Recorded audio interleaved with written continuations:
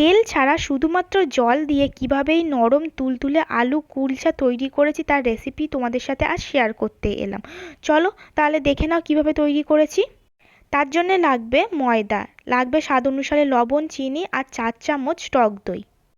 টক দই দেওয়ার পরে এর উপরে বেকিং সোডা, বেকিং পাউডার দিতে হবে আর 5 মিনিট ওয়েট করতে হবে। যখন দেখবে দইটা খুব সুন্দর ফাম্বেল হয়ে এসছে তখন এটাকে ভালোভাবে মিশিয়ে অল্প একটু সাদা তেল দিয়ে আর অল্প অল্প জল দিয়ে একটা ডো তৈরি করে নিতে হবে। ডোটা নরম করেই মাখতে হবে আর 15 মিনিট এটাকে 15 থেকে 30 মিনিট এটাকে রেস্টে রাখতে হবে। তারপর অন্যদিকে আলু সিদ্ধ করে আমাদের পেঁয়াজ কুচি, আদা কুচি, ধনেপাতা কুচি, জিরে গুঁড়ো, ধনে গুঁড়ো, নুন, লঙ্কা গুঁড়ো দিয়ে ভালোভাবে মাখিয়ে একটা পুর রেডি করে নিতে হবে।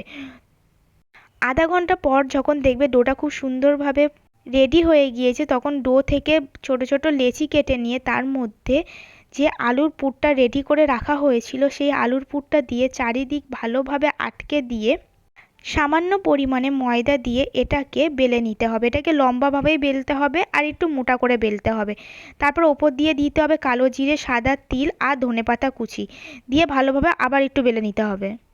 অন্যদিকে ফ্রাইং প্যান গরম করে তার মধ্যে দিয়ে দিতে হবে জল। জলটা দেখবে যখন ফুটে উঠেছে তখন এই কুলচাটা দিয়ে যখন দেখবেন জলটা শুকিয়ে এসেছে তখন কুলচাটি অন্যদিকে উল্টে দিয়ে ওপর দিয়ে বাটার অথবা ঘি দিয়ে দিতে হবে। তারপরে রেডি আলু কুলচা। এটা আমি ডিম, ফুলকপি, আলুর তরকারি দিয়ে সার্ভ করেছি। এটা চাইলে আপনারা চাটনি দিয়েও সার্ভ করতে পারেন, খুব ভালো লাগে।